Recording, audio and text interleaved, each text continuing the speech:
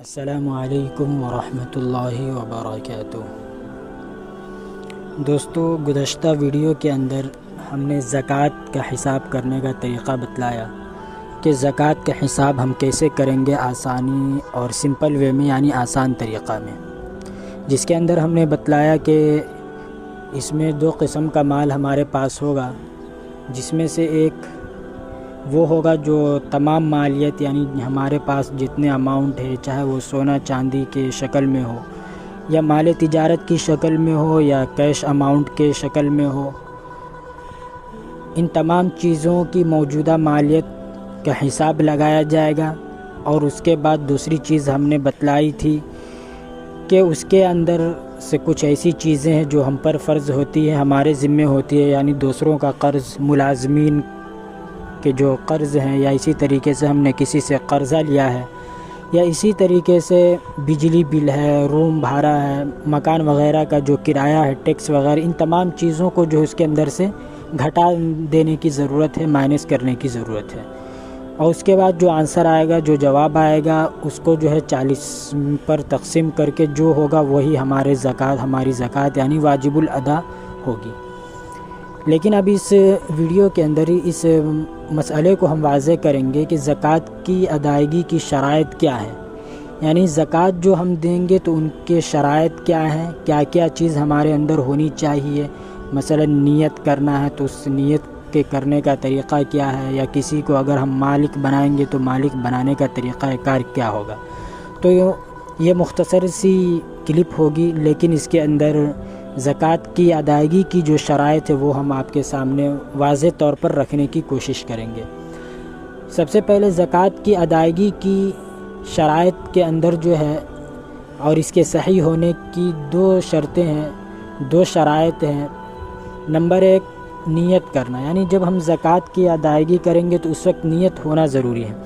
اب نیت کیسے کریں گے یا نیت کس وقت کی جائے گی، اس کی تفصیل یہ ہے کہ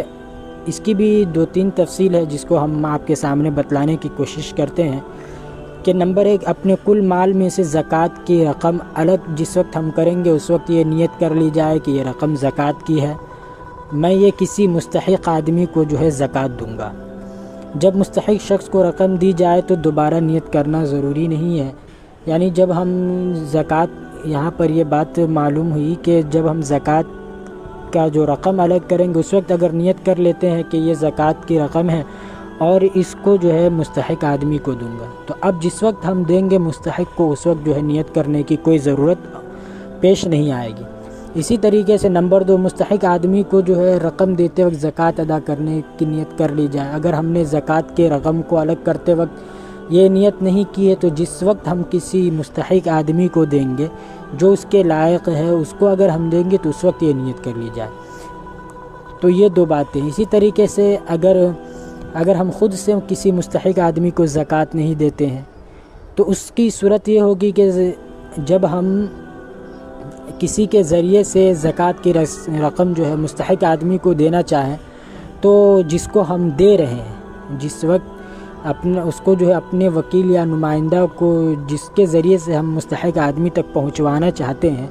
اس وقت جو ہے اس کو رقم دیتے وقت اس کو ہم جو ہے وکیل مان لیں گے یا نمائندہ مان لیں گے، رقم دیتے وقت جو ہے زکوٰۃ ادا کرنے کی نیت ہم کر لیں گے۔ تو یہ تینوں چیزیں اور یہ تینوں صورتیں ہونی چاہیے، یا تو رقم الگ کریں گے اسی وقت ہم نیت کر لیں کہ یہ مستحق آدمی کو زکوٰۃ دوں گا اور یہ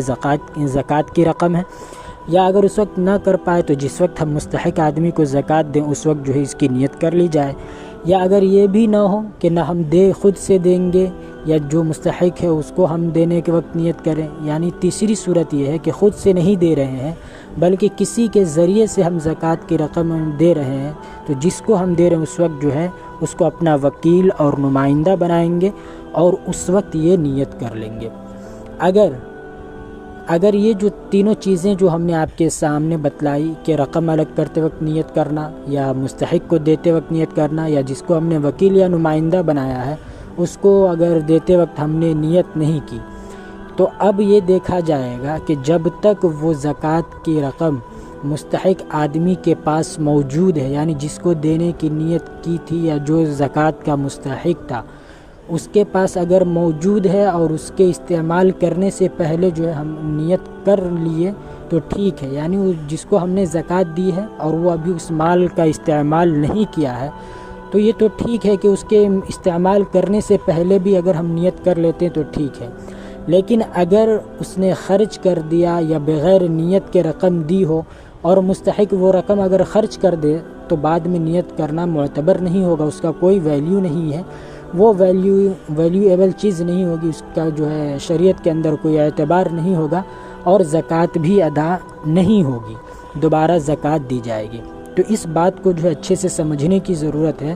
کہ 3 صورتوں میں، یعنی پہلی صورت ہم نے بتائی کہ جس وقت زکوٰۃ کی رقم ادا کی جائے اس وقت نیت کر لی جائے، یا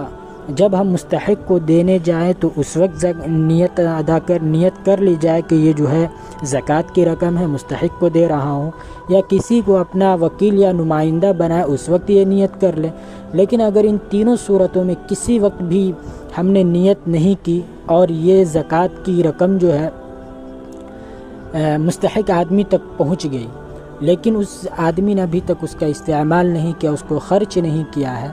تو اس کے استعمال سے پہلے اگر ہم نیت کر لیتے ہیں تو ہماری زکوٰۃ جو ہے ادا ہو جائے گی۔ لیکن اگر اس نے استعمال کر لیا اس زکوٰۃ کی رقم کو ہمارے نیت کیے بغیر، زکوٰۃ کی نیت کیے بغیر اگر وہ استعمال کر لیتا ہے تو زکوٰۃ ادا نہیں ہوگی بلکہ دوبارہ زکوٰۃ دینی پڑے گی۔ یا اسی طریقے سے کسی کو قرض یا کسی اور مد میں رقم دی ہو اور بعد میں زکوٰۃ کی نیت کر لی یا زکوٰۃ کی مد میں کٹوتی کرنی چاہی تو یہ بھی جائز نہیں ہوگا، اس صورت میں بھی زکوٰۃ جو ہے ادا نہیں ہوگی اور زکوٰۃ دوبارہ کی جائے گی۔ تو یہ تمام صورتیں جو ہے زکوٰۃ کی ادائیگی کے صحیح ہونے کی 2 شرطوں میں سے پہلی شرط نیت کا ہونا ہے،